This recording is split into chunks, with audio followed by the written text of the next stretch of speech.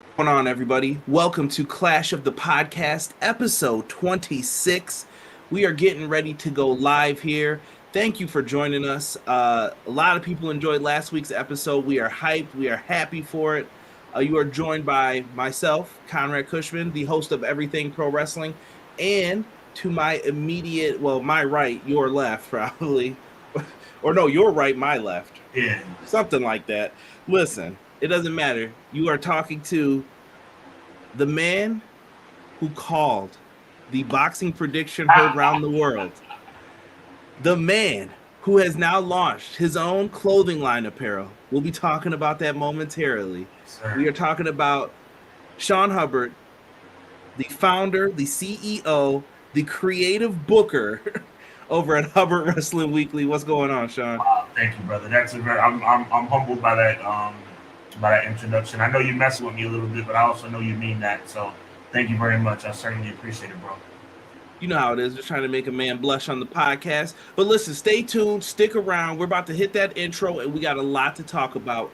Let's get it.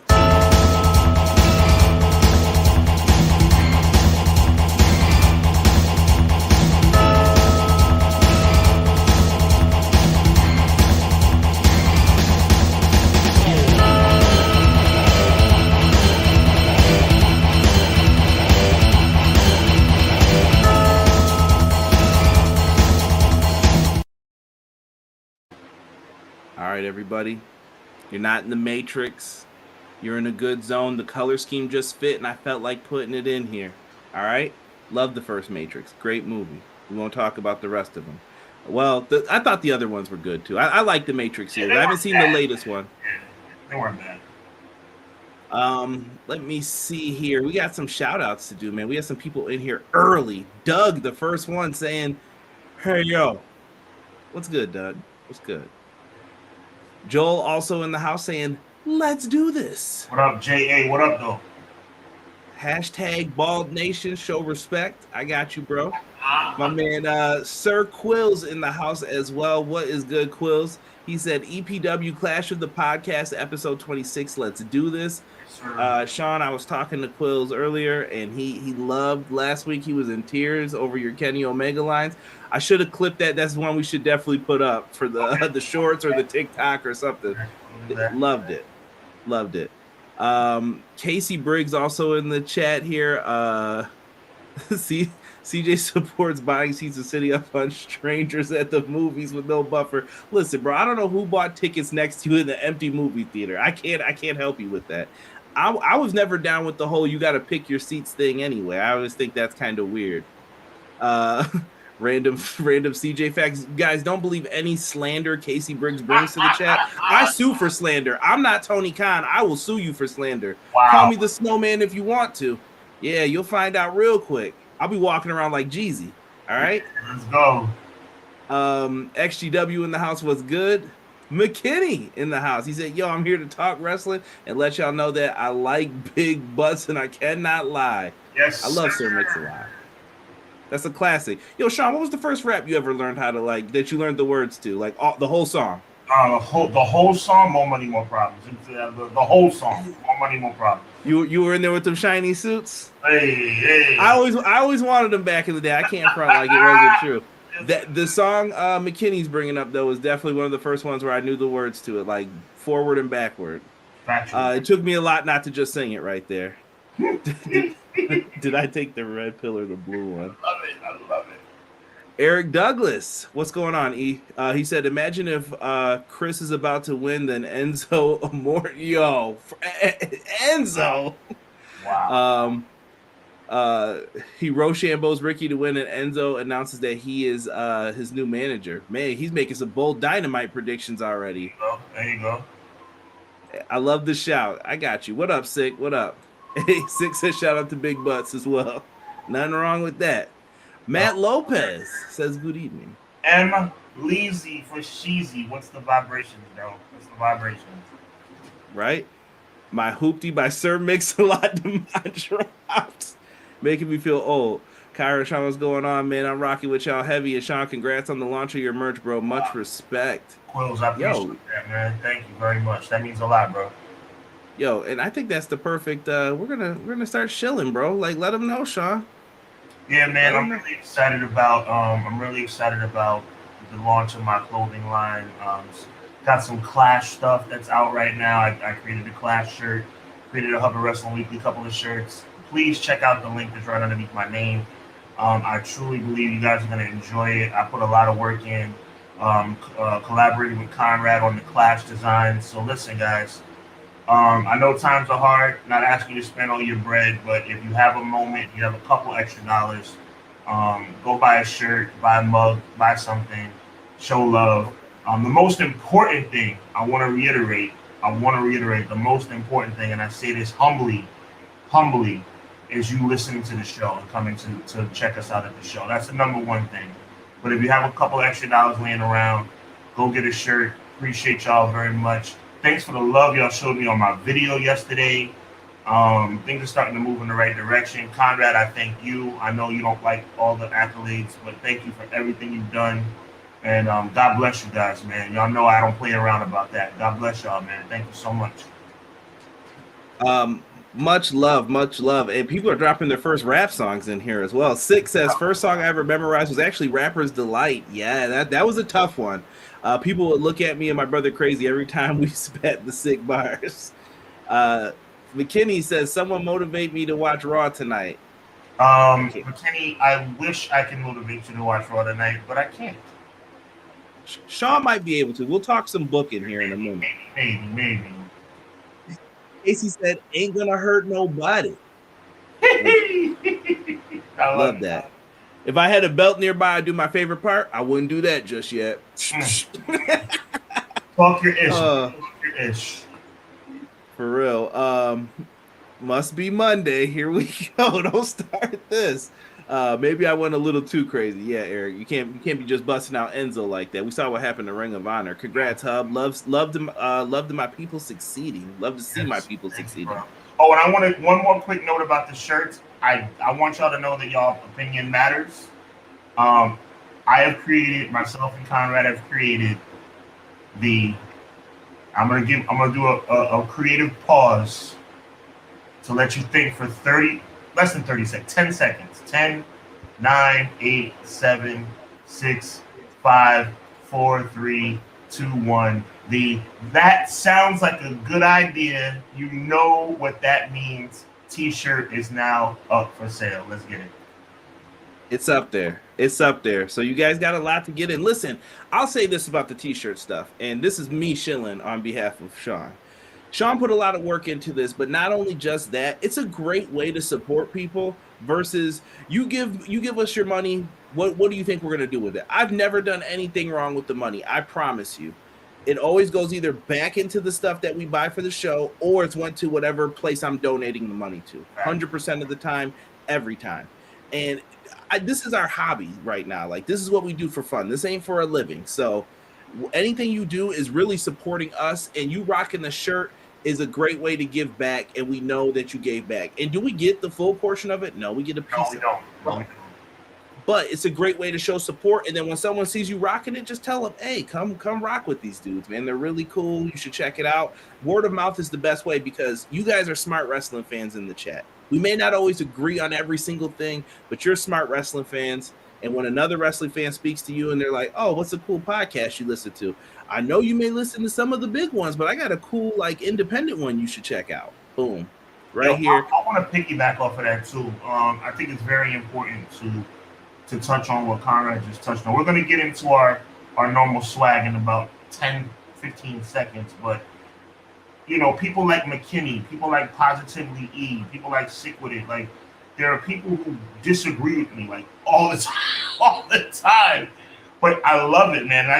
Well, that's true. But, like, you know what I'm saying? I have so much respect for y'all's opinions, you know what I'm saying? And I see now y'all are starting to respect me. You know what I'm saying? Like, real talk. And I mean this. This is not a promo. This is real talk.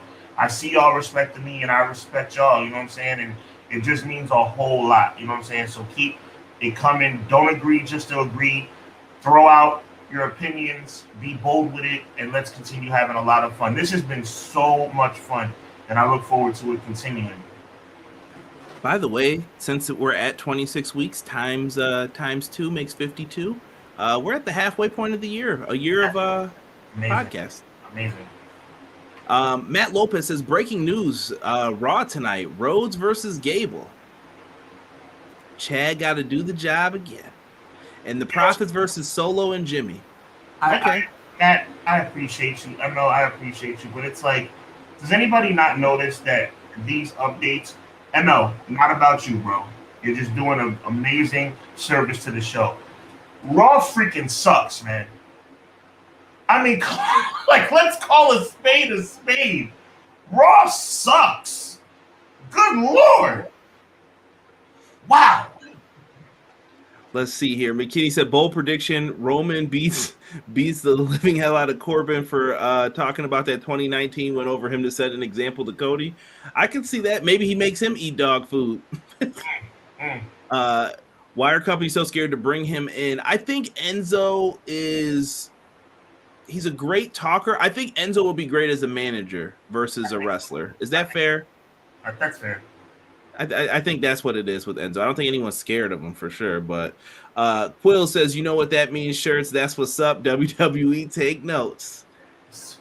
Casey with more slander here. I was laughing at it before. I saw that before, Casey. Enzo's a good heel on MLW. Poop wrestler, we'll just say, but good on the mic. I only disagree because I'm a hater. Nothing personal. I just want to see the world burn. Sick, cut it out. Man, that's what I'm saying. I love it, man. We're having fun, bro. Oh, yes. Joel said he likes Raw. He's liking Raw. And Matt says, I'm not denying Raw sucks. You see, different opinions everywhere. Casey said he wanted to go see Cocaine Bear this afternoon. I like it. Listen, let's get into some of this Raw talk. Yes. Not even Raw. We're going to talk Bloodline here in a second, but I want to get a little Vince McMahonism in here. Oh, God. Here we go. Sean, last week we heard a match announced for WrestleMania, and we're going to find out tonight what the result is. Omos versus Brock Lesnar. Do you think Vince McMahon's got the pin back? Be honest with me. Be honest. Does he have the pin back? All I know is this, okay? When Triple H took over, and again, hasn't been that much better, but it's been better. When Triple H took over, we didn't see Omos on TV, man. Omos went missing because I think a lot of people believe, including Triple H, that Omos was not over. And that's accurate. The only way Omos would be over is if maybe you have him as a big silent partner in the Hurt Business. But to answer your question, you're damn right Vince is back. And I told you he'd be back. And no, he's definitely back. Without question. And it makes me want to throw up. It's almost undeniable that he's back, Conrad. He is so back. If that match happens, I need to see a lot of you guys, and I think I follow everybody in here for the most part. And if you need to follow back, hit me up, let me know, and I'll follow you on Twitter, whatever. That's all down in the description, by the way. So if you guys want to say that Vince is not back, if that match happens tonight, you have to question this. You have to question this at this point, right? Like, there's no way that Vince isn't touching these cards. We went right back to the women's matches. Times are cut short. Just pay attention to the little things. When Triple H had it, instead of getting 7 matches on Raw, I'm going to give you 3 or 4 really long matches. Really good matches, exactly. Now we're back to the formulaic. Yeah, I listen to Vince sometimes. Don't play around, Triple H, because if you play around, you're going to mess around and lose the trust of all these people if something bad happens. You ain't lying, brother. You are not lying. Your word is your bond as a person, and I always tell people that. So you can only fool people but so many times. There's only so many Anderson and Gallows are going to keep coming back, all right? I don't understand it. It wouldn't be me. Preach. It wouldn't be me. We got some people. I mean, Vince does like seeing meaty men slapping meat, to quote Biggie. Omos and Lesnar will be sloppier than the lunch lady Sloppy Joe. Wow. I got a new slogan for AEW. If it's a good idea, you know what that means. They're going to F it up. Wow. AEW catching heat. What if Raw got Sammy, Liv, and all the bloodline to make Raw better? Omos is awful. Omos has some swag to him though. Like outside of wrestling, I definitely saw him do karaoke one time, and he did "My Name Is Hove." H to the OV. He was on stage. I was like, why can't he be like that? Like that, he looks cool. Like I would hang out with this dude. I was like, oh, you're killing me. You're killing me. That's crazy. People are not happy about this. Like the chat is going nuts right now about Lesnar and Omos. Happy, bro. They should be. This is pathetic. And honestly, I'm not gonna even lie to you, bro. Like I was kind of torn about it. Like I made my prediction a long time ago that they were sitting at the dinner table and Triple H, hey, Daddy, what do you think about this? And Vince, he ain't calling Daddy now. He ain't call that man Daddy now. But this Omos thing to me almost confirms it, bro. Omos. He lost to Braun Strowman and we haven't seen him since. Where's he been? Don't you build people to storylines? Like this is the great Triple H from NXT that everybody would talk about. What happened? And by the way, out of the two options that we had from Elimination Chamber of who Bray Wyatt was going to go on and face, I think they picked the wrong guy. I love Bobby Lashley, but Brock versus Bray at WrestleMania, that's showtime. And they went the Lashley route. It's like they're making mistakes all over the place. Yeah, I don't know what's happening or what they're doing with this. Oh, by the way, just in case you didn't see it coming, Brock versus Bray, that sounds like a good idea. You know what that means. Yeah. So, Sean, let me ask this right now. We know what's main event night 2 of WrestleMania. The other conundrum of the week was what main event's night 1? Chat, same question for you guys. If you had to pick a secondary main event, Cody and Roman's off the tape, but we know some of the other matches that look like they're alluding to. What main event's night 1 for you?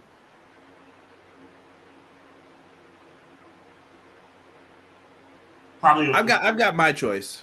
I mean, I've kind of predicted from the past, bro. We've had this conversation in production and offline. I think the way it's going to be moving forward is the women's title is the main event of night 1. I'm just saying that strictly from a programming standpoint. What I think should be the main event is what I go ahead. Well, no, I was going to say which one, though. Oh, I think they would do Rhea and Charlotte. Unfortunately, I think Bianca still deserves a main event. But she's already had 2 main events, so it's okay to move on. Actually, 1 main event, excuse me. But it's okay to switch it up if you want to. But it would, in my mind, it would be Rhea versus Charlotte. Now, that's what I think is going to happen from a programming standpoint. I think on the flip side, as it relates to what I think should happen, and this is going to go against my brother, what I want to happen storyline-wise, and we're going to get into that a little later. But if it goes the route which I think it's going to go, not the way I want it to go, but the route that I think it's going to go, which is Usos versus KO and Sammy, then that, I think, would be the best pick to be the main event. I am with Casey on that, too. I think we always talk about having, like, fair and equality things in wrestling. I'm not here to get into that debate about men, women, all that stuff. I'm talking about divisions in wrestling. The tag team titles have never had a chance to main event. This is a year where that storyline could be on top if it goes the way that we're talking about. We're going to transition right off of this, too. If it goes the exact way that we think it is, this is the year that you have Sammy and KO versus the Usos in the main event, if that's the match you're going for. Can I just interject what fantasy booking I've had this whole time, which should be the main event of night 1? The main event of night 1 should be Jey Uso versus Roman Reigns. Don't make fun of me. Don't make fun of me, Conrad. I know it's not going to happen. I see the writing on the wall, but there's still a small chance. But it should be Jey Uso versus Roman Reigns. Well, you heard what Matt said the tag match is tonight. It's Jimmy and Solo versus the Street Profits. No Jay. Yeah, I mean, I'm trying not to get my hopes up because I feel like I'm going to get my heart broken at the end. Yep. Somebody said, Poppy, pop, pop.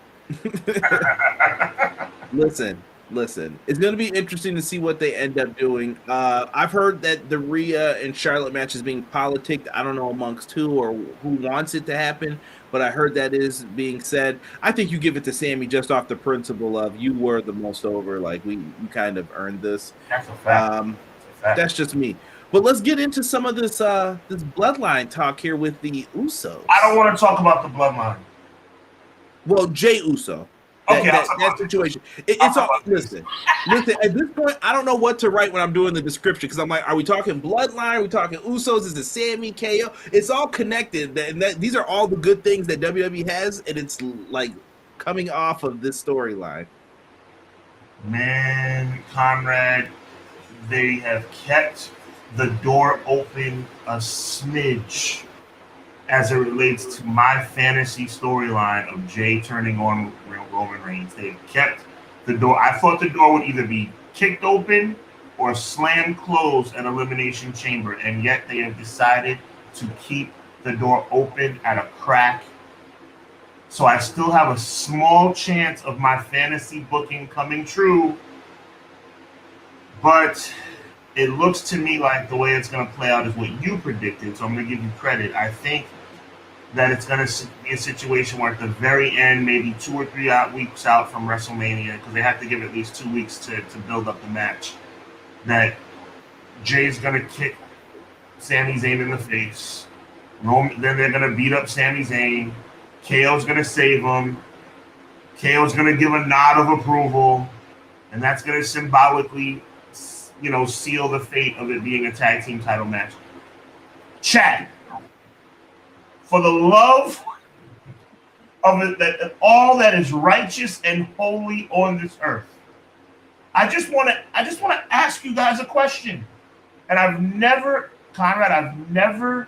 phrased this question or worded this question this way ever before. This is for the McKinneys.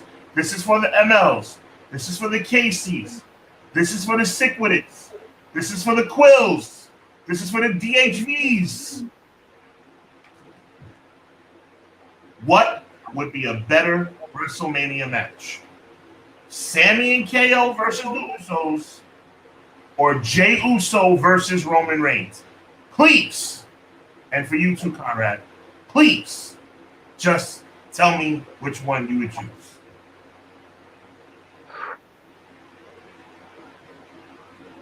It depends on who shows up and what the story is for each of them. Now, I'm telling you this because I am a longtime Ring of Honor fan. Listen, I remember when it was Kevin Steen and El Generico. And I know, kayfabe, El Generico, I feel so bad for him. But listen, El Generico and Kevin Steen's story is such a beautiful one, from where they rose up from being the lowly tag team in Ring of Honor all the way to the top. And I've always said it, and I think you could tell a beautiful story on one side with Sammy finally being able to hit that top turnbuckle brainbuster. If they let him do it, I think you can do that. I think it's there. But see, I'm always in the middle on these things. I know you are. On the flip side, if you go with Jey Uso and Roman, they did put on some bangers together. They told a great story each time, whether it was using Jimmy, whether it was out of defiance, and it was like, nah, I could be the world champion. I could beat you. I sent you the clip. Who was the first person, Sean, to pen Roman Reigns? Jey Uso. And how cool would it be to see Jey Uso say, hey, Mr. Head of the Table. Hey, Mr. Tribal Chief. Hey, Mr. Leader of the Island of Relevancy. You know who the first person to beat you in WWE was? Me. Oh, my sweet God. It would be amazing. Bro. Now, I got to give you credit, Conrad. I see, McKinney, sick with it. They agree that the tag match, Casey Briggs, they say that it should be a tag match. I'm leaning towards tag too, just because we haven't seen that, and the Usos are a great tag team as well. All right, I don't know. Maybe I don't. Maybe Maybe you can reel me back in, Conrad. Gomar? Appreciate you. Gomar has my back. Am I seeing too much in this? Like, would it not be as epic as I think it would be if Jey turned on Roman? I think what you see is the opportunity. If you had to go a different route, if you had to pivot out of this, let's just say something went wrong, what do you do? Because the way I'm looking at it is, if everything is perfect, this is what will happen. 1, 2, 3. Like everything will fall in order. Mhm. But with Sean's just saying, well, let's just say someone walks through and knocks over 2 of the pieces in this. Right. What then could we do? But that makes it interesting though, because that's how you get fans who I think I know everything, but then Sean's like, aha, I got you. Yeah, Right. you thought you didn't see that coming, did you? And that's what makes wrestling beautiful. Surprises are good sometimes. You know my rules. Predictability. Predictability isn't always bad in wrestling. And surprises aren't always good either. But see, what I want you to do is I don't want you to give me a break. You're being my brother right now. What I want you to do is be my cynical co-host, and I want you to tell me if, and chat too, but comment. I want you to tell me if I'm seeing too much in Jey, because I'm looking at Jey as somebody that could be world champion. I think as a fan, what you're doing is okay, but I want you to put on your suit for a second. Okay. Tighten up the tie. Okay. Are you going to trust the dude who's gotten how many DUIs? I'm sorry to bring it up. Like, I don't like saying that stuff about the guy, but it's true. From a personal level, I wouldn't trust you, bro. Honestly, I don't think they'd have the tag championships if it wasn't for Roman. Truthfully, like, I'm being 100% honest. Right. If they weren't with Roman, them belts would have been gone off of them. Okay, I got you. You can't really trust the Usos at this point. They're a great tag team. They do what they got to do, but I have a zero tolerance like for the drinking and driving. Truthfully, I really think that both companies, AEW, this goes for you as well, need to have a policy in place for DUIs. Right. You get whether it's 3 and you're out, whatever you want it to be, but have it in writing. Okay. I'm sick of this. Like, you can get 8 of these things. Like, the TNA era disgusted me when I would read every week of someone different getting a DUI, whether it was Kurt Angle, Matt Hardy, whomever it was. And I'm glad they're doing well. This is no shot on them. I'm happy you're doing well. I don't want wrestlers to be sick and they feel like they have to do that stuff and then go out and drive, but I don't want to see anybody get hurt. And that's where I think you draw the line with Jey. As a performer, I think Jey exceeded my expectations when they had those matches. Right. He could have something more, but I think he has to show, you can trust me. I respect you can believe in me. I respect that. That's me. KO, Sammy, and Usos. Matt Lopez says Roman technically never beat Jimmy. This is true. I want to see KO versus Sammy versus the Usos. Yeah, I want to see KO hit. A lot of votes for the tag match. I see it. Okay. Nah, but people want to see the moves that Sammy and KO have been holding back some of their moves, man. It's so annoying. And you're like, yeah, I want to see that package pile driver. He knows. Look at me. I'm the captain now. Katie says tag match. Jey never truly buys into the hate of which Sammy, which ultimately cost him and Jimmy the belts. Then on night 2, he turns on Roman to cost him the gold. That sets up the feud going forward. That's not bad. That's another writer in the room. He took your stuff and said, what if we do what both of you want to do, but then we twist it this way? And that's not bad, King. That kind of gives me what I want indirectly. I like that. Hold on. Quills has one too here. I'll go with Jey versus Roman. Okay, Had that revisited from 2020, but then again, Roman may have a higher chance to retain the titles. Jey beating Roman would be the ultimate shock value factor, though. Okay, cool. Doug, by the way, don't you dare. Hold on. I got to beat real quick. Don't you dare say this. Tommy Dreamer is the worst Battle Royal surprise you could get. If I see him coming out there with that garbage can and his hair in that man bun, I'm going to get angry because he's always the surprise in every Battle Royal. Right. You never know who to expect. I think you're overbooking it, Sean, but I understand where you're going with it, McKinney says. I hear you. I felt like my sound was funny. I didn't get my microphone.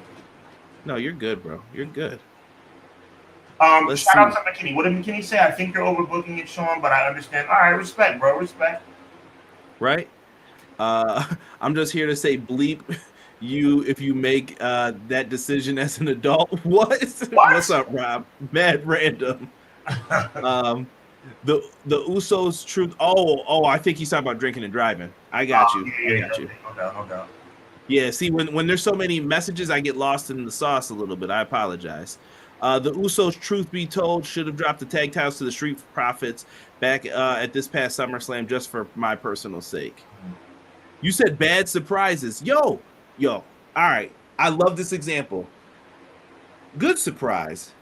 Rock Mankind at Survivor Series, right? The whole turn, it worked. It was all the plan, and they all hugged. Good surprise, right? Your dog goes to the bathroom on your carpet, and you didn't expect it. Bad surprise. You can have bad surprises. I did not want that. That is not cool. You know what I mean? So there's such things on both sides, I feel, when it comes to this. But Sean, overall, what are you looking to get out of this, though? Well, I'm gonna be real. I'm gonna reel myself back in. Just be more realistic about this thing. I think I see the writing on the wall. Jay's gonna eventually side with the Bloodline again, and Roman's gonna, continue reigning, no pun intended. And I'm not gonna lie, I'm a little bit torn about whether or not I think that Cody gets it done. I think that's a storybook ending, but I don't know if it's a definitive fact. There's been rumors that Roman's going to be taking a vacation. If that's the case, obviously he will lose the title. But that doesn't mean he's going to lose the title at WrestleMania. He might lose the title later on. I'm just saying, I don't think it's a foregone conclusion that Cody wins the belt. I think my Jey fantasy, as far as him turning on the Bloodline, is probably not going to happen. And I think Roman will have the entire Bloodline in his back pocket when he goes into WrestleMania. Right. Sick agrees with me about keep Tommy Dreamer off my television. Yeah. He's an Impact. I don't mind him over there. But what I'm saying is no Battle Royal surprise and then Tommy Dreamer comes out. I get angry. Right. Sick says, one thing I will say, this Bloodline story has to end at WrestleMania. As good as it is, you can't keep this going. It's been almost 3 years. You can't keep milking this. Usos need to lose at Mania. Roman needs to lose at Mania. Wow. Okay. Interesting perspective. So Sick with it is saying that it just needs to end because it needs to end. No rhyme or reason to it. Just like, it's been 3 years. Let's just wrap it up. I think he's asking the question of, if not at Mania, when are we going to finally do this? Like, what's the end game? I think is the question he's starting to ask, because if you've been wondering since, when did he win the belt? At Payback, right? It was Payback of 2020, if I'm not mistaken. Yeah, we're in 2023. When does this end then? Who's the final boss for Roman then? That's the real question, and it makes things quite interesting. Well, I'm going to answer your question. I'm going to comment on Sick with it and everybody else's commentary about this. I'm choking over my words right now because I can't even believe I'm saying this, but maybe Roman Reigns is going to end up being the next Bruno Sammartino. I know that sounds unrealistic, but maybe the next Hulk Hogan, at least as far as time duration. Roman winning at WrestleMania is not beyond my realm of possibility. And Roman continuing to be champ. I predicted, if you remember, Conrad, now this is before Cody came back, but I predicted that Roman Reigns would be the world champion until WrestleMania 40. You could build it up to be bigger. You could. Because here's the weird thing. Do you hear enough people saying they're tired of this yet? I don't think I've heard enough people say it to where I'm like, ooh, sounds like this isn't good. But I think the Bloodline storyline rejuvenated this with Sami Zayn. Sure. So if this happens and he retains, you're going to have to find a way to rejuvenate the storyline again. I think let me tell you, in chat, chime in, Conrad, let me know. I think it's sad that Sami Zayn has reached his peak, though. Sami Zayn has earned this, and now Sami Zayn's going to kind of end up falling back to second tier, which is why I was so vehement about Jey Uso, because for me, we need more intrigue, because in a lot of ways, Sick with it is right, because it's like after he conquers Sami Zayn, now he's going to conquer Cody Rhodes, maybe. If he does conquer Cody Rhodes, then what?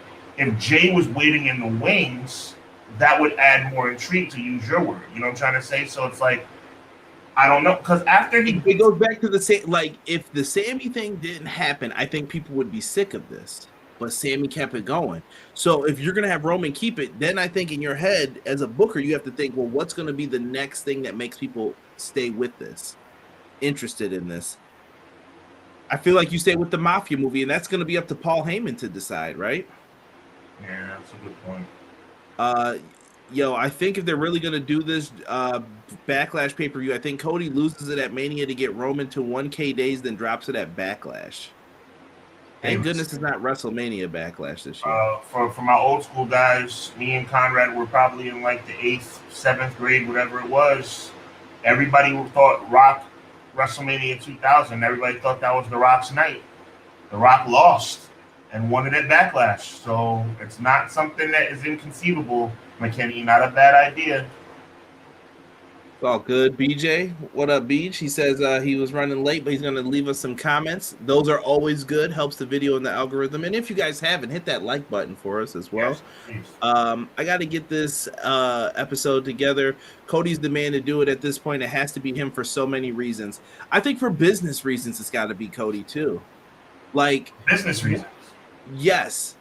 So WWE lost a lot of trust with Vince when they got those mass releases. You screwed up people from NXT. You basically ruined the foundation of how people were supposed to be propped up. Right. Vince came in with a sledgehammer and he said, Bruce, drive that crane through it.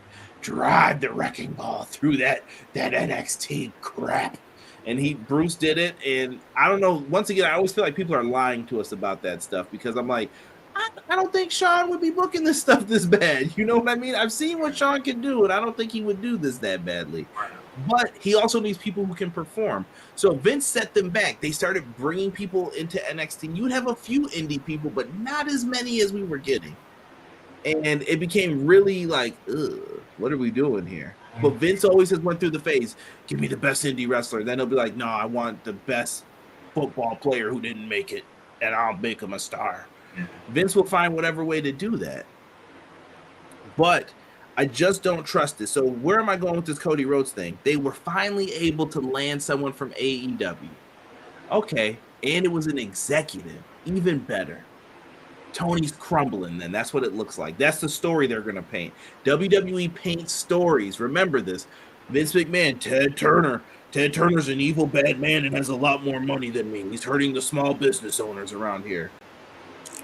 Save it. All right. That's what he said, though, back in the day. Find the letter. I think you can find it on Google. With that, they got Cody Rhodes. Sean, you're the newest acquisition in AEW. Your contract's about to run out. Aren't you going to look to see how Cody Rhodes was treated? If you're going to be the second one to come over, if you're Kenny Omega, let's just say, how are they treating Cody? Absolutely. They gave Cody the title. Cody could keep his music. What I keep telling people is this. Yeah, they might get Kenny Omega and the Young Bucks. They might even get Jay White. That would be cool, right? They could get Coda. But what happens to the people after that? Someone's going to be the guy who they pick up and they don't care about. I'm going to treat you like garbage because you came over from AEW. You think I care about that? You know what I mean? How is Vince going to treat FTR when they're over there talking? Oh, those awards you got? You think that matters to me? I don't care. And Vince being in charge is another factor in all of this. What would he do? So that's what I'm saying from the business standpoint. You want to attract AEW people over, but you're not going to do that if you have Cody lose. They're going to be wondering what's happening with this. I can't wait for Royal Rumble, Elimination Chamber, WrestleMania, Backlash. They should just keep adding each pay-per-view name until we get to the end of the year and just be like, Armageddon, done. It's back. No WrestleMania Backlash, just Backlash. And don't get me started on King and Queen of the Ring. Did you see when they're doing that possibly? I heard about it. I heard it was a possibility coming up. Yep. Memorial Day weekend. What AEW doesn't have any shows that weekend, do they? Oh, of course they do. Funny. Trying to make us work extra hard that week too, man. All the podcasts are gonna be busy. That's a fact. Let me see here. Conrad, Sir Quill says, Conrad, you are absolutely right. If Roman retains at WrestleMania, where do we go from here? The Bloodline story will practically run dry because it's on its way to running dry now. Eric Dutton says, do y'all see any big signings coming over this Saturday? I don't see it. I don't see any big signings happening yet. And I'm glad Eric brought that up. I don't. But you know what's really unfortunate? I think the AEW Conrad has pigeonholed itself where now it's like, if they don't have a major debut on a pay-per-view, it almost seems like a letdown. I think you have to do it for a long time then so that's not what the focus is. Right, exactly. And then if it happens, it happens. You know, I think that's what happened with NXT though too. Like people were always expecting a debut. Who's going to show up? Who's going to be in the crowd and do the, hey, I'm here from wherever. Exactly. Kenny Omega, Jay White, and Kota Ibushi will be main eventing WWE. Wow. Vince is gonna treat Kenny, Bucks, and Jay Cargill like megastars if they jump ship. They had the chance to get Jade at one point. Actually, they had Kenny in their developmental system too. Let's see here. Surprisingly, I don't think MJF will be as big in WWE. That's a tough one for people to say if MJF will do it. Eric Douglas says, I think I could see Hayter going as soon as her contract is up. I don't think so. She's being treated very well. She came in as somebody who was like doing the crossover, and then she's the women's champ now. They hooked her up, at least in my opinion. WWE is the king of petty. They're up there. Technically, AEW doesn't have anything officially announced for Memorial Day weekend in 2023. Maybe they can move the date. Yeah. Maybe.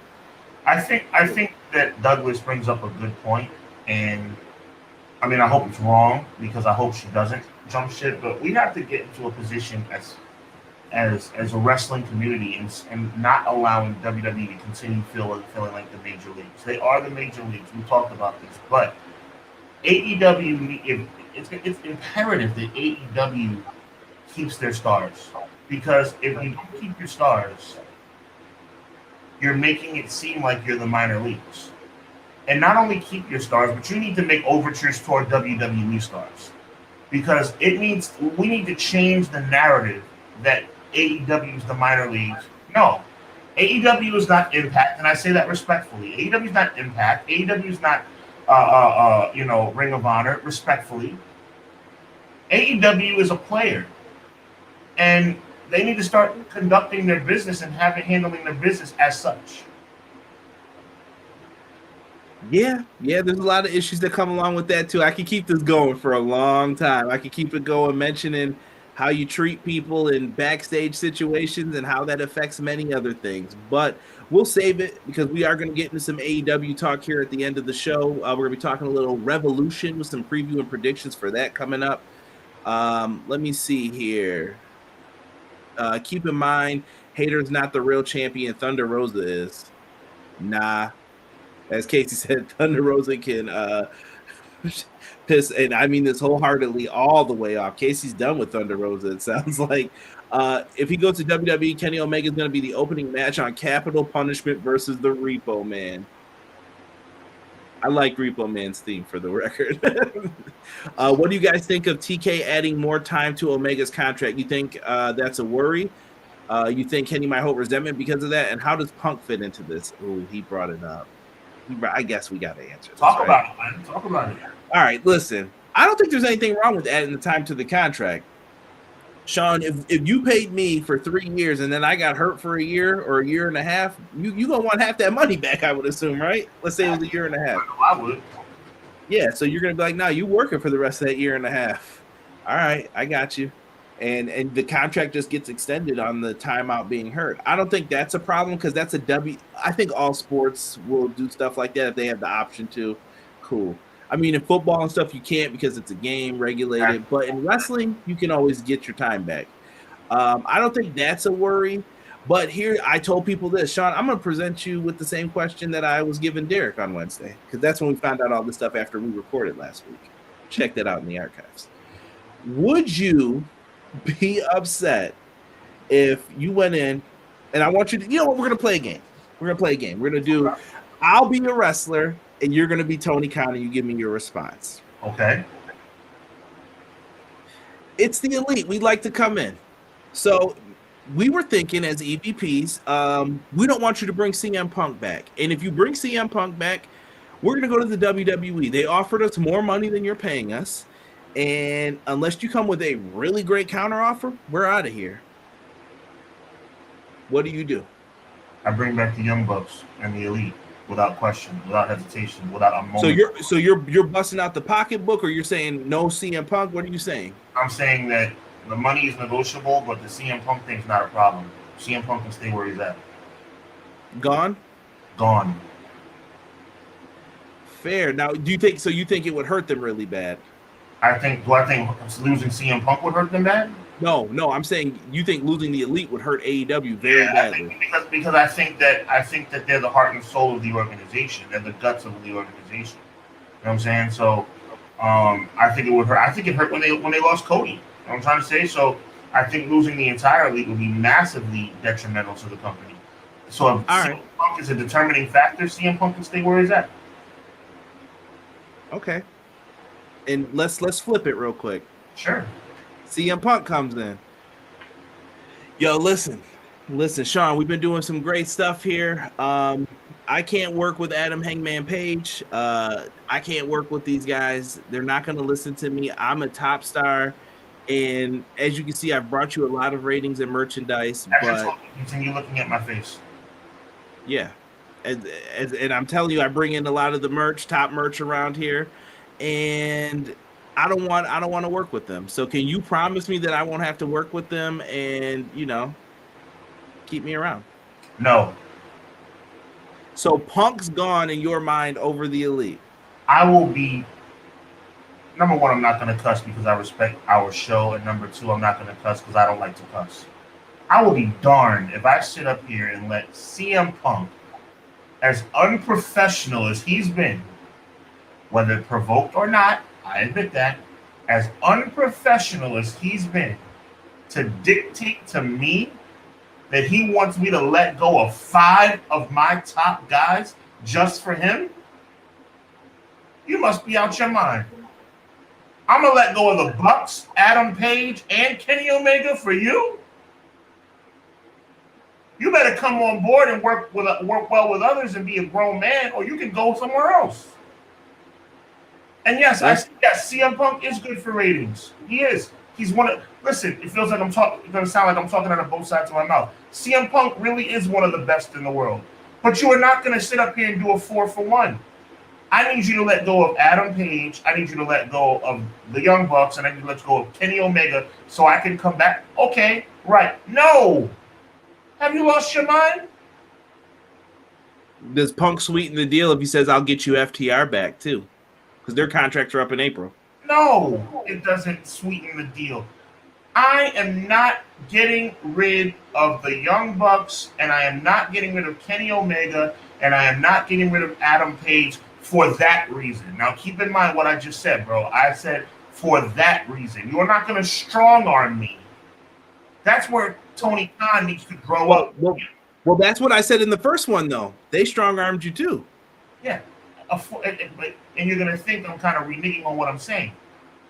It's a 1-on-4 compared to a 4-on-1. 4 guys. Just want people to keep it. You're. It's a lot of money too. I'm just saying, people talk about that they need to make room on that roster for more people. You could get rid of 4. You could get rid of 3 people pretty easily. It sounds like if you wanted to. Casey Briggs. If the Elite's holding me hostage, then CM Punk would be holding me hostage. It's. We have to be fair about this thing. I understand. I'm a CM Punk fan too, but if you're gonna sit up here, okay, that's awesome. At the end of the day, you have to sit up here and realize that it goes both ways. Now, if you want me to be right both ways, cool. If you want me to be wrong both ways, cool. But I can't be right and wrong about the same point. If CM Punk came to me and said, I want you to let go of the Elite for me to be here, it's the same thing as if the Elite said, we have to get rid of CM Punk or you're not going to have us. So to me, 2 wrongs, right?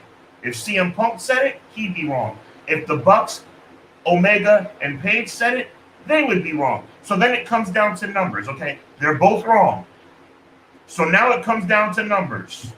One wants 4 guys to be let go. One wants 1 guy to be let go. That's what it comes down to. I'm just reading some of the replies. This is I thought it was an interesting thought though. If someone's threatening that. Hold on, Conrad. I'm sorry, bro. Like McKinney now. I love it, man. But hold on. I'll pull them up. I want to read some of these real quick because I didn't get through them. Sick First said, put on your suit and tie. AEW's biggest draw in the ratings was CM Punk's return. TK has so much talent. He can afford to lose Kenny and the Young Bucks. He can make more stars. 6 right on one hand. I mean, the company is named All Elite Wrestling too. But Sean, here you're setting a bad precedent too, though, for people. So we just talked about you have to go for some big dogs eventually with Roman Reigns. How can you say if the Elite and all them are going to dictate who's around, who stays, what happens? How are you going to be able to attract new people over with that? I mean, I guess you can go with the CM Punk's a bad guy and he's a cancer. But Conrad, you're my brother, so don't take this personally. That's ridiculous. That's absolutely ridiculous. How can you sit up here and tell me that if you want to say it's wrong on both ends, I'm admitting it's wrong on, but how can you sit up here and tell me, and it looks like a lot in the chat too, that's fine, come at me, that's cool, no problem, that it's wrong for the Bucks, Omega, and whoever to dictate to Tony Khan that they need to make sure CM Punk doesn't go back if they're going to stay? How can you say that in one breath and then in the next breath say, if CM Punk tells Tony Khan, it's the same thing? Exactly. Those were hypotheticals. What they're saying is now forget what I was saying. Mine were hypotheticals. They're saying, let's put it on the suit and tie again, though. CM Punk's a big draw. I think a lot of people are saying Punk should come back.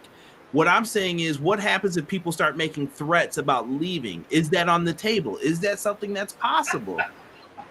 To say like, yo, I'll bounce if you bring this person back. This is wrestling's childish, bro. Let's admit it. 101 childish. These people go behind people's backs. They go into a room. Any company, I don't care if it's Impact, MLW, they're in the room. They're like, hey, Sean, listen, man, I know that whole like me jobbing thing sounds cool, but I got a cool idea instead, brother. Now, here's what I think, dude. I should come in, drop the leg drop 15 feet high. I can do it, man. And you just sign off on it, and I got you, bro. I got this. People do these types of things behind it. People are talking about the ratings. The ratings have been down. I don't know why. Some people believe it's due to NBA. I don't know. Depends on how you scale that or what you believe is the reason. Scroll back up. Scroll back up, Conrad. To which one?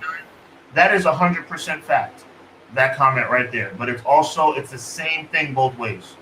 It's the same thing both ways. See, I'm off my rocker. I'm out of my mind. Okay, that's all good. Let's have fun with this. Let's talk crap and have a good time, right? But at the end of the day, you know what? I just had a revelation. Wow. Ding, light bulb. If you're telling me that you think CM Punk has more value than Kenny Omega, the Young Bucks, and Adam Page combined, then you're right. I'll admit, I don't think that. I don't think that CM Punk has more value than all four of those guys. Sean, can I tell you I think I've told you this before on here. I think I have.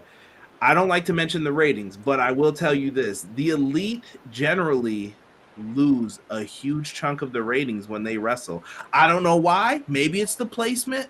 I don't understand it. But when they come on, they lose ratings. The top draws were always CM Punk and MJF, which is strange to some, but it is a fact. Like, but you see the elephant in the room, bro? The elephant in the room is this.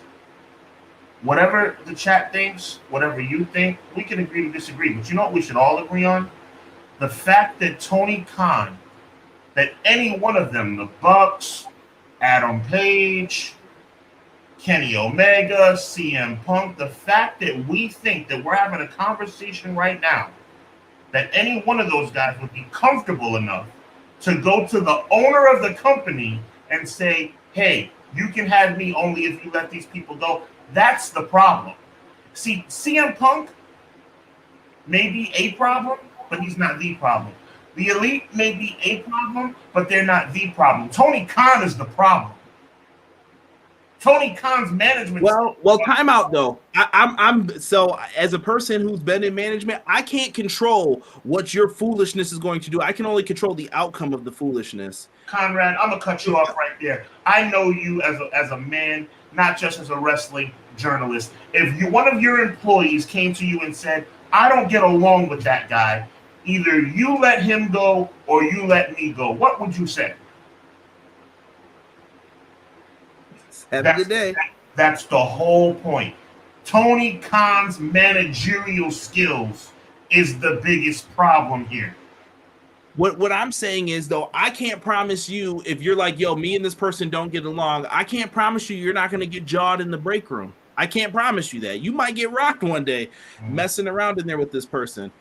But fights happen. How many other people have gotten into fights before and after this? They've existed. I just heard Dax Harwood say him and Bobby Fish started beefing on stage for like some brawl thing that they were having. And he said, we were really throwing fists. Like, that's crazy to me that this stuff is happening constantly. And I'm sure it happens in WWE and people don't bring it up. I heard about a bus scuffle recently too with Enzo and someone else. These things happen. So I get that. And I just think they all have to find a way to get along. I think it's hurting the reputation of the roster. I think it's hurting what's been going on there, and they have to do it. Hold on. I'm going to pick and choose a couple of these here that are. So, Rated R Tokyo said Kenny Omega leaving AEW is like AJ Styles leaving TNA. I think that lends itself to my point, honestly. As in, no, that's why I brought it up. Yeah, I'm not just reading stuff for me. No, me and you are basically on the same page. You just value CM Punk more than I value. No. Well, it depends. Do you value the ratings more, or do you value Kenny Omega in them? I think that they cannot be in the EVP position as wrestlers, no matter what. I think you cannot do that. You're saying the right thing to the wrong question. Should the Bucks and those guys be in executive positions? No, but that's not what we're talking about, bro. The conversation between me and you, the debate between me and you, and pretty much me and the entire chat, with the exception of Rated R Tokyo, is who do you value more? Okay, because that's what it comes down to. Because everybody's saying CM Punk, I'm saying the Elite. Who cares? Who cares if it's the Elite? Who cares if it's CM Punk? That's what I'm trying to get you guys to realize. Who gives a crap? That's not the point. The point is Tony Khan needs to be a man. That's the point. How dare you? This is my company. You're going to dictate to me? Every one of them are wrong. CM Punk would be wrong. The Elite would be wrong. Hold on. Time out, though. Let me jump in. The way I put it to you was the wrong. They're not going to come to you like that. They're not going to just straight up. Well, maybe someone. What are we talking about? No, but I'm saying they're gonna sweet talk you when they do it. But the example you gave, bro, is that they'd have the courage, and I'm using courage to use a PG word. I didn't have time to say Adam Hangman Page brought in cupcakes and said he wanted to talk to you about something. That's how it goes down, though. Truthfully. Okay. So they're gonna sweet talk you when they do it, but for the sake of time, I just said it that way to bring it up. I think this is a better hypothetical question. TK is soft, but that's Tony's personality too. No, that's where we get off track, Conrad. And I'm being dead serious with you. And you know when I get serious, you are. So wait a minute, time out. But here's what I don't like, though. The wrestling community makes fun of somebody. I'm stating a fact. No, I'm talking about the community. Okay. I know what I said. The wrestling community makes fun of Tony Khan. Oh, he's awkward. He hugs people weird. He does this. I don't have a problem with that. He's socially awkward. I get it. I'm saying even the faces he makes when he's getting questions. If he's in the hot seat, he looks scared, and I get it because I don't like speaking in public. This is easy for me to do. Conrad, what are you saying, bro? What are you saying? What are we saying? We're basically saying the same thing, my brother. We're saying the same thing. Tony Khan. Look, whether you want to word it, Tony Khan. See, I don't go that route. I'm not going to disparage somebody. I'm not going to say Tony Khan's a punk. Tony Khan's a bitch. No, Tony Khan's a nice guy. But you know something? Sometimes in business, being a nice guy is to your detriment. And the bottom line is that extremely probably awkward example that you gave is probably closer to the truth than what you think. Because CM Punk does feel comfortable knocking on Tony Khan's door and saying, you know what? I'll come back, but not if you have these guys here. And you know what? The Elite do feel comfortable enough to knock on Tony Khan's door. You know what? We're going to dip if CM Punk comes back. And they should not feel that comfortable. Yeah. I mean, I could have went on another rant about another boss, but I won't get into it. We got a little bit more time. If we have to cut time on another segment, we will. This is important, man. This is not just about wrestling. This is about life. Go ahead. Either Tony Khan has to handle the business or he has to get someone to handle the business for him. Like, that's just truthfully what it's going to be. BJ brings up a good point here, though. I relate to Kenny still to New Japan more. I'd see Hangman leaving like AJ leaving. I think Hangman has gotten away scot-free in a lot of this. I'm not going to front. Like, a lot of people are giving him the pass. Yes. Yeah, I think he's definitely the dude who threw the rock at the car and broke the window, but everyone else is getting the finger wave from everyone in the wrestling community. He gets away with a lot. So we'll talk about him later for when we get to Revolution. AJ was getting filthy in Impact. Yeah, AJ knew he had to leave. They wouldn't pay him that extra $1. Casey said Punk will bring muffins in. I'll side with that every day. See, I told you, bro, they bring in that cake and they start talking to you. Yeah, how about my schedule getting changed? Not a problem, man. Yeah. You got pass me another napkin. That's how people watch when you're doing business with people. Punk's coming back. Tony isn't a Punk. Phil Brooks is. Here we go. CM Punk is coming back to AEW like Jordan with the number 45. Being nice gains you friends, but in business it gets you ran over. Woo, I like that. And right now TK is getting ran over. The Elite hold too much power, and it shouldn't be that way. It goes on both sides too. I think what Sean's saying is we need to reset the culture around here. You need to know who's that's the bottom line. You guys think that Punk is more valuable. I think that the 4-for-1 deal of the Elite's more valuable. Who cares? That's not the point. The point is they should have all 5. That's the point. They should have CM Punk and they should have the Elite. You know why? Nobody should be knocking on Tony Khan's door dictating anything. And that's why I brought it up as a hypothetical. I would hope that everyone's able to sit down and go in there. I hope that they can get FTR and say, listen, I want you to be a part of this too. I want you to be in. That's why your hypothetical is more accurate than you think, bro. And that's me giving you a compliment. That's why your hypothetical off-the-wall example is actually not that far from the real deal, because the culture is at a stage where they do feel that comfortable. And I wouldn't put it out of the realm of possibility that a conversation like that would be had. It could happen. It could. Let's switch gears real quick because I do want to get to these other 2 subjects that we got. Oh, boy.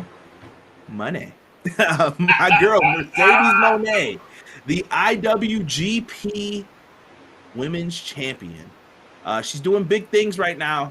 And Sean, you brought this up that you wanted to talk about her and her worth to New Japan Pro Wrestling. Yeah, I'm just a little concerned. She hit like gangbusters. I think her in-ring New Japan debut could have not gone any better. The question is, where do we go from here? Because the women's division, unless you know something I don't know, the women's division, I will not calm down, McKinney. I think the women's division is very thin, right? So you got to make sure her next opponent is just as strong as the previous one. You can't fight Kairi Sane every pay-per-view, right? So my question is, where do we go from here? Tokyo laid it out. Mercedes versus AZM. April 8th. Listen, Stardom has a lot of great women's wrestlers. You have to just let them do what they do. I know some people watch AEW and they're like, that's not for me. You know, Yuka Sakazaki and Riho and all these people they bring in are very, very talented wrestlers. Very talented. And you gotta just trust them on that. And I think Mercedes is valuable to New Japan. I think that Battle in the Valley show, it sold out. It wasn't because of that Okada Tanahashi announcement. That came late. Right. It was because of Mercedes and Kairi. That was the match people wanted to see. And Kairi deserves all the props, too, that she gets for that match. She delivered in that match. It takes 2 to tango. I'm a firm believer in that. Can't just give props to one. Shawn Michaels wasn't wrestling no broomstick out there. Cut it out. I know people say that stuff sometimes. You can carry, but it takes 2 to tango. You got to be able to show up. Say that at the end of the day, Mercedes Mone, she did something that very few people can do, which is eliminate a first impression. You know, God rest his soul, the Shockmaster never recovered from falling through that wall, right? But Mercedes Mone was able to recover from that botched DDT because she had an amazing match with Kairi Sane. That's because Uncle Fred's botch was an all-timer, though. Shout out to my man, Uncle Fred. He fell through that wall. I think they think someone set him up for that they put an extra 2x4 at the bottom there. Maybe so. They said Dusty was in the truck dying laughing. Wow. I mean, you talk about all I heard was Cody say, "Is that Uncle Fred?"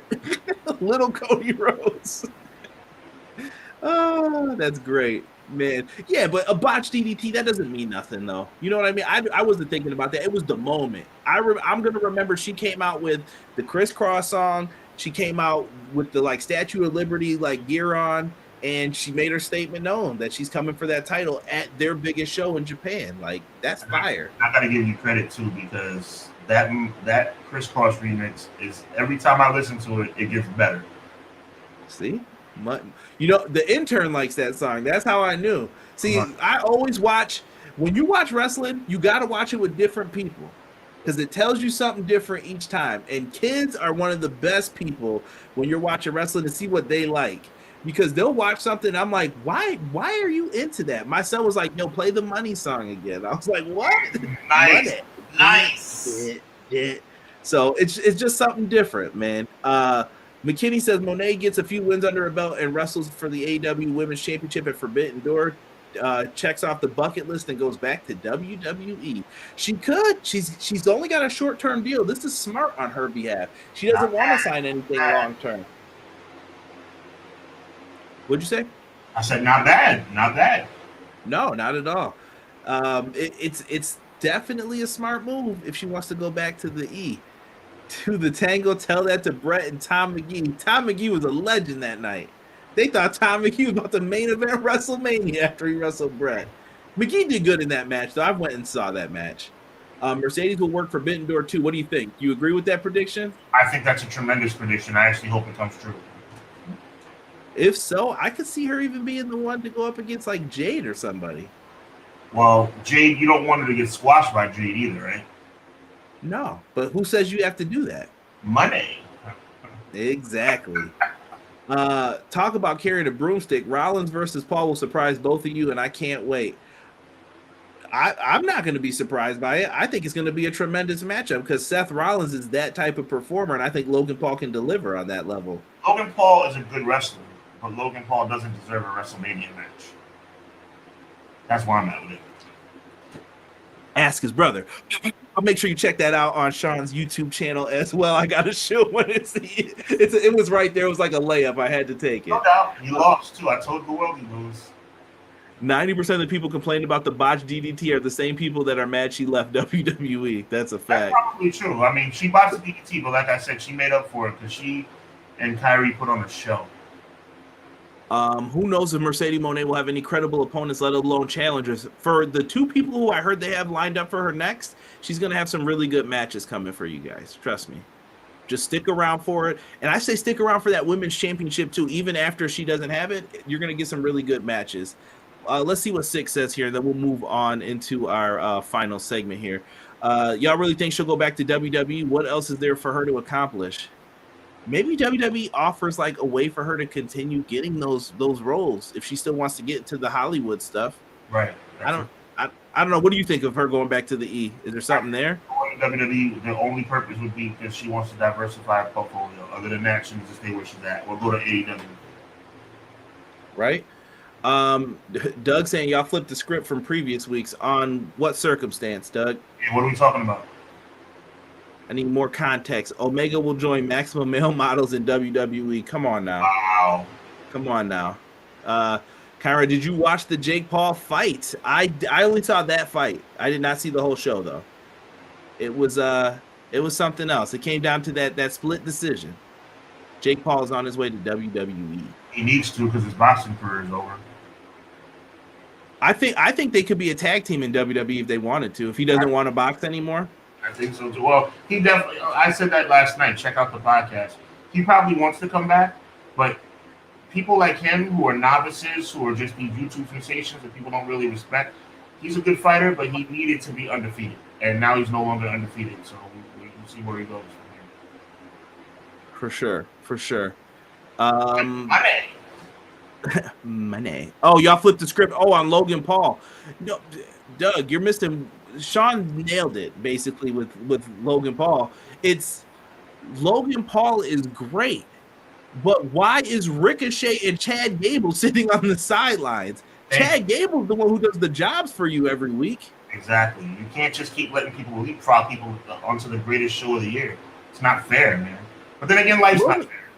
Logan Paul doesn't suck, but when Hollywood, so if Jake Paul wants to come in and take another spot, they're going to be mad about that too. I've heard rumors that people are really mad about the WrestleMania card. They're like, yo, they're short. People are mad about The Rock taking people's spots. You know, Cena taking people's spots. So it's like, what do you think these?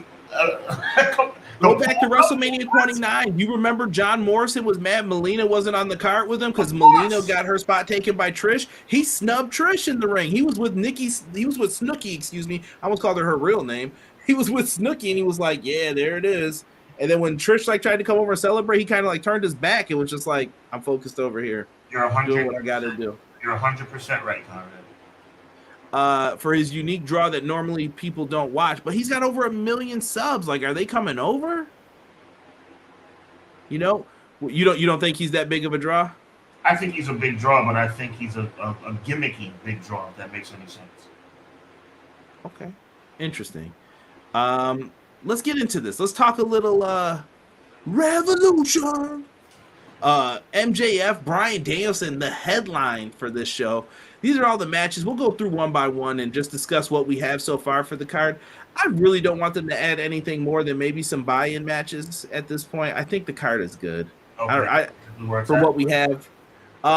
JAS is banned from ringside. We have Chris Jericho versus Absolute Ricky Starks. And I won't steal Derek's gimmick tonight, but Ricky Starks has been getting the push on. What are you feeling in this one, man? Jericho, the old-timey legend, they went backwards in this feud. You had the young upstart get the win in the beginning. Now what do you do? One of the most unselfish Mount Rushmore-esque guys in the entire industry is Chris Jericho.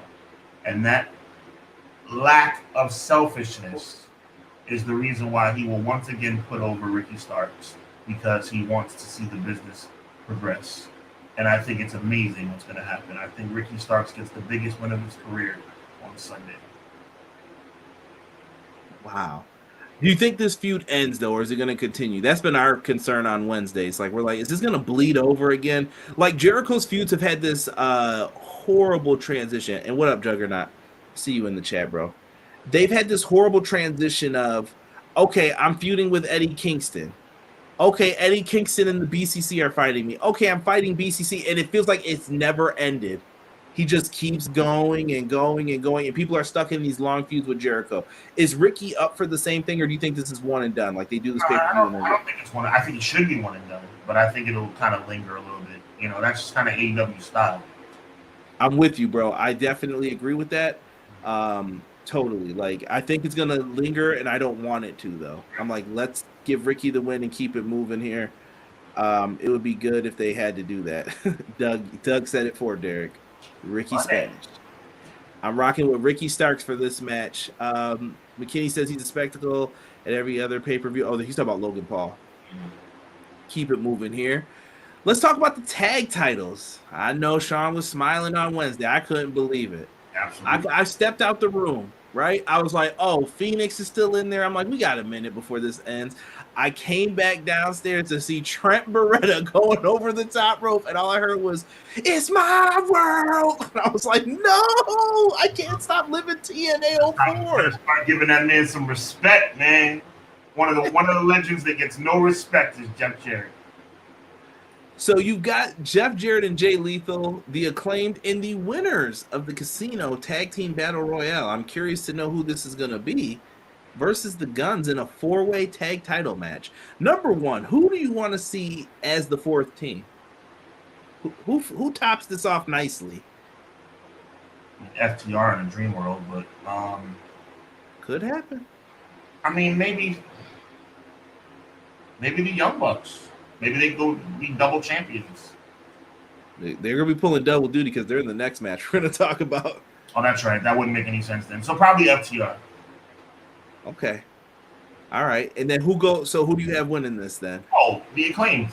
The Acclaimed regain the belts. The face of the tag team. The AEW originals, the Acclaimed, reclaim the titles. So you think are you gonna run them into the ground until they're done, like Vince style? Like you ride with these guys until they got nothing. Never, ever compare me to Vince, please. Please, never compare me to Vince. I think they're just getting started. They're just getting started.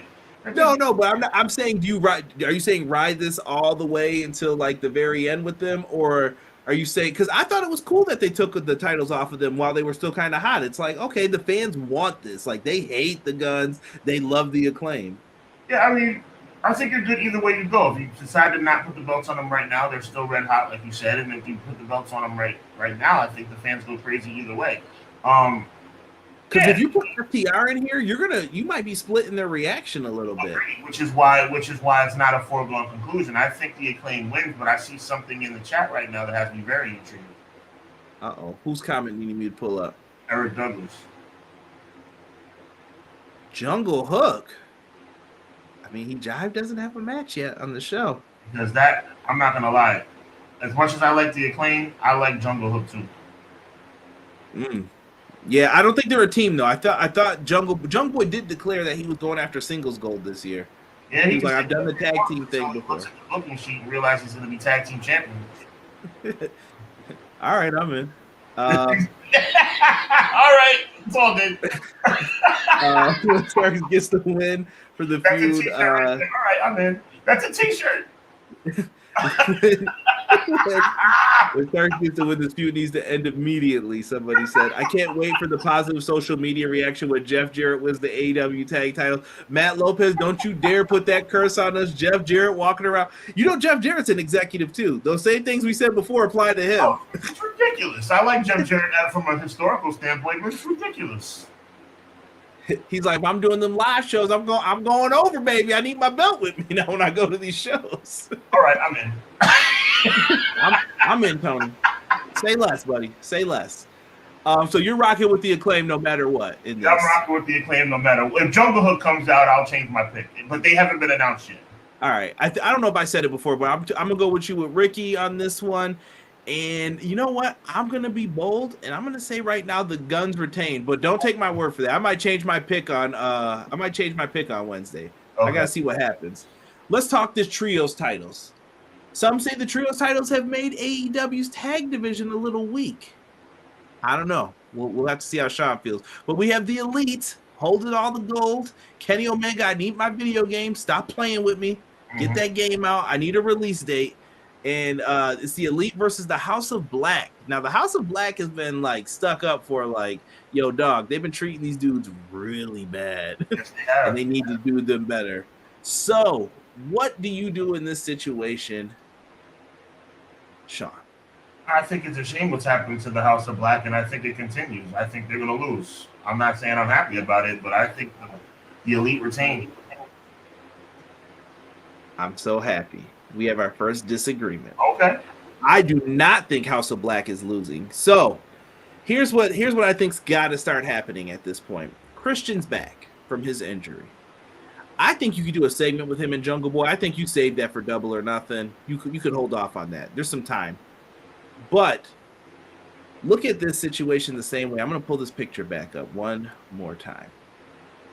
The Elite. Who do you want to see the Elite feud with if House of Black wins, Sean? Who's logically up next, you think, for the Elite? Are you talking about FTR? If they came back, we don't know. They got till April. So who are you thinking? Everybody wants to see CM Punk. When's it gonna happen? I don't know if it's all out. I say Double or Nothing, maybe. But hear me out. If all parties agree to this, everyone's like, it should be for the Trios titles. No, it shouldn't. You don't need the belts for Punk and FTR or the Elite. This will sell out a stadium if you do it. This is where Tony Khan's like, I have to book a big building this week.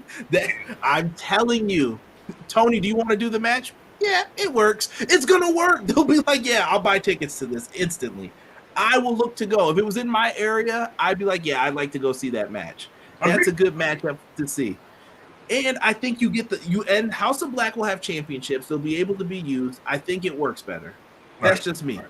House of Black should get the belts no matter what in the end of this. They should. I never said they shouldn't. I just don't think they will. I've got faith. I've got faith. Somebody said, don't forget Darby and Sting are undefeated as a tag team. Ooh. This is true. This is true. They talking about my man, the Stinger, Darby. They're gonna be out there. Them belts for you, baby. They might have to put Austin Gunn in that Scorpion Deathlock, if you will. Yeah, I'll book you to go over Stinger. House of Black all day. Y'all know I'll say something bold. CM Punk screws the Elite. Ooh. That would be, and look, you bring back Punk. We were talking about debuts and how AEW, a re-debut by CM Punk would be pretty awesome. Keep in mind that whole big debate we were having earlier. I never said I wouldn't like to see CM Punk come back. So, let me just say this one more time for anybody who's listening after, like, I can't believe they said that about that. We were talking in hypotheticals. I never said anybody that these guys are slime balls and they would do that. All right. I'm just saying, what if they said that? What if? Someone said the House always wins. This match could go either way. The Elite could retain or House of Black wins the titles, but if House of Black wins, who would be their first feud? You could have them go up against best friends. At that point, it's your pick. Yo, if it's a great idea, they're going to mess it up. Come on. That's the X-rated version. I like it. TNT Championship. The King of Cable, Samoa Joe. Versus least favorite match on the card for me, by far. I love Joe. What do you mean? See, you always jump the gun, bro. You always jump the gun. I know who your beef is with, because I know you. I love Samoa Joe. Wardlow is so corny to me, bro. He is the man's over, bro. Listen, shout out to Deanna when she listens to this. She is a big fan of War Daddy. These girls got War Daddy shirts, bro. I don't even know. They're in like Facebook groups I'm in. I'm like, who bought you a War Daddy shirt? Where did this come from? These girls love Wardlow. I like that they told an element to the story. Once again, kind of backward storytelling again. But I like the hair element that he brought up. Like he grew his hair out because his father had cancer. Joe knew that. Joe cut off the hair. And Joe's just this ruthless like crusher in this. Were you ever feeling Wardlow ever at some point during this? Let me put it to you like this. I think, and it's a two-part thing. I think Wardlow's a knockoff Goldberg, and I never liked Goldberg either. That's how bad it is. So you have somebody that I didn't like. I was never a fan of Goldberg, and then you get a knockoff Goldberg. So that's like a counterfeit piece of crap. Wardlow never ended Bret Hart's career, all right? You know why I hate Goldberg. You just said it right. You know why I can't stand Goldberg. Wardlow never slandered Rihanna, all right? Come on now. The more you talk, the more I detest. Give Wardlow a chance in the chat. Put it up there for him. I hear you. AEW Women's Championship. Jamie Hayter, I know Eric Douglas is going to be watching this one closely, versus Saraya versus Ruby Soho. This was interesting, Sean. Now, see, this is where I need your booking mind frame to come in here. Sure. So, Jamie Hayter is down with, like, the originals, the Britt Baker. This is the way fans are seeing it, at least in my perspective. The originals, Britt Baker, blah, blah, blah, Reba and all them. Then you have Saraya and Toni Storm on the other side. They're kind of the outsiders. Hold on. Let me put my finger quotes up before someone yells at the outsiders of WWE. They came from there, and both sides want Ruby to join them. What do you do here? What's your prediction for this one? Ruby's catching a little fire, but they got to tell a story here, I think, to keep people intrigued. I think the women's division has been the best part recently of AEW. I think so too, and I think Ruby turns heel and turns.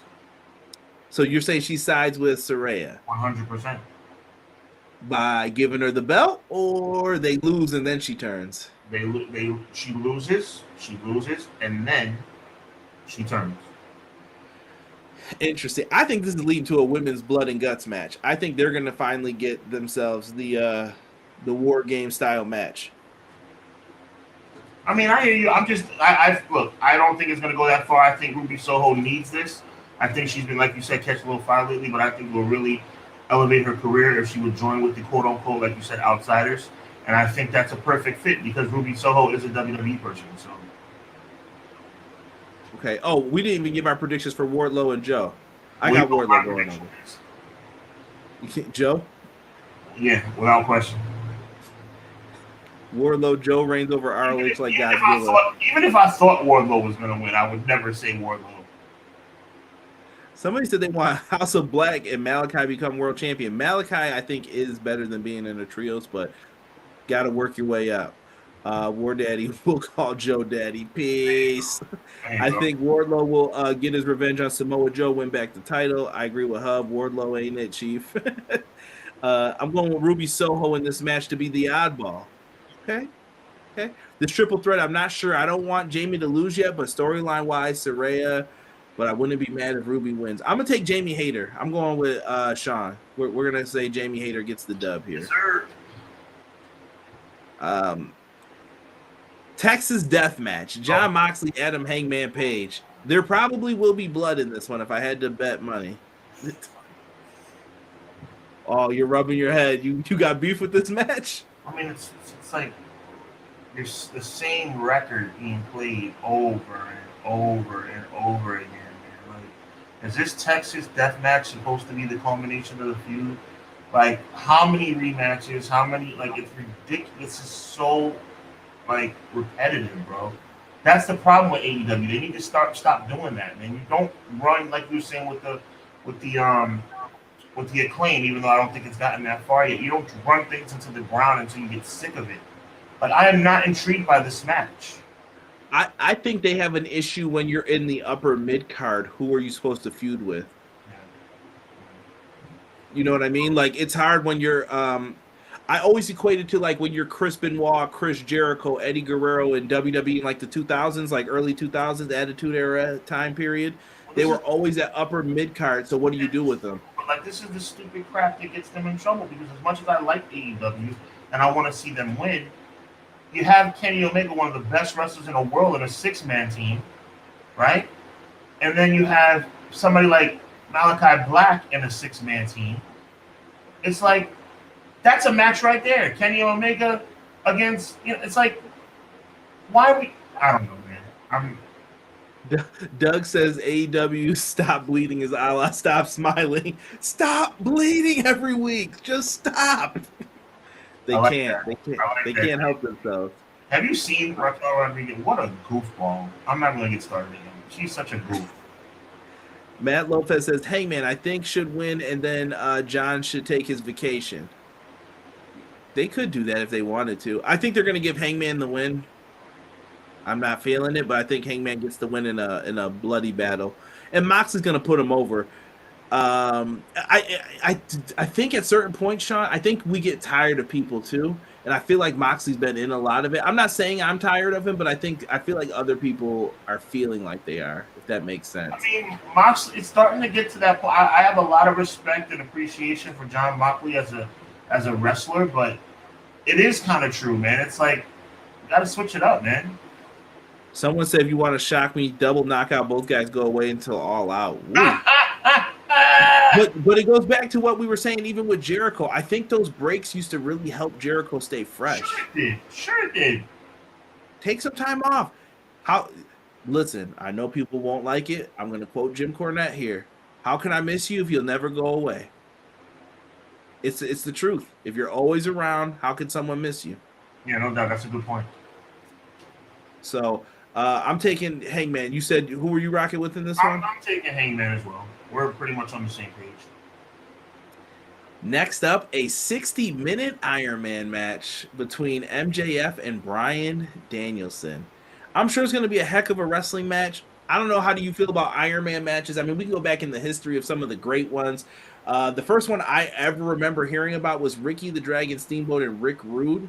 Mm-hmm. He simply ravished. But that was 30 minutes.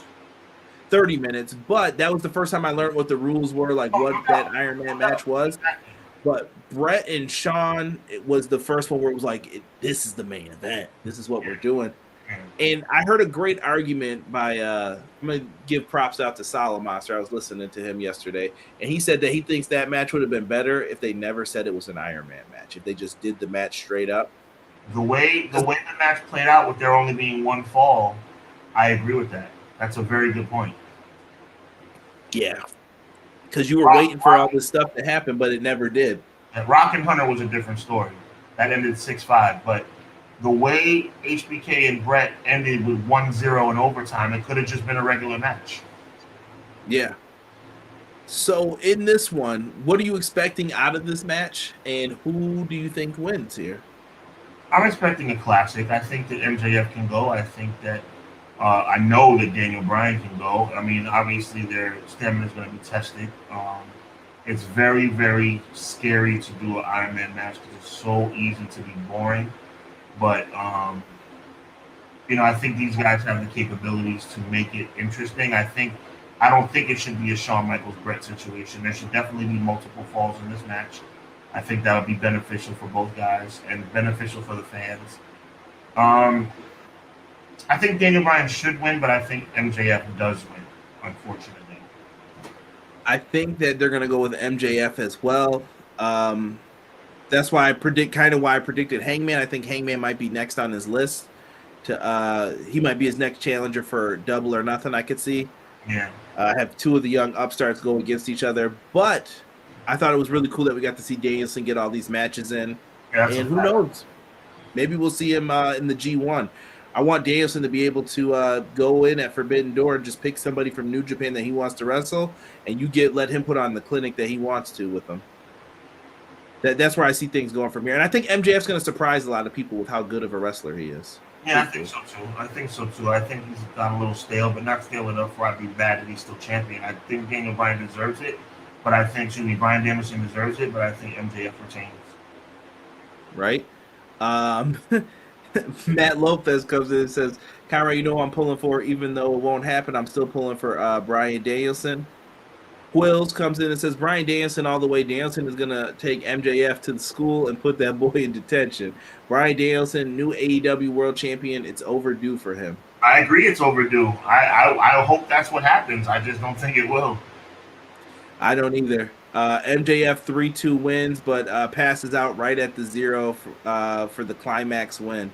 And by the way, just because we like AEW, because AEW is giving us some wonderful moments, doesn't mean they can't do a clunker. Because I haven't heard any distinction about overtime, so it could end in a tie. It could end in a tie. They say let's beef it up a little bit. Who knows? But listen, this has been a fun episode. I know Raw's about to get cranking for some people, and they're all excited to see what happens with Omos and Brock Lesnar tonight.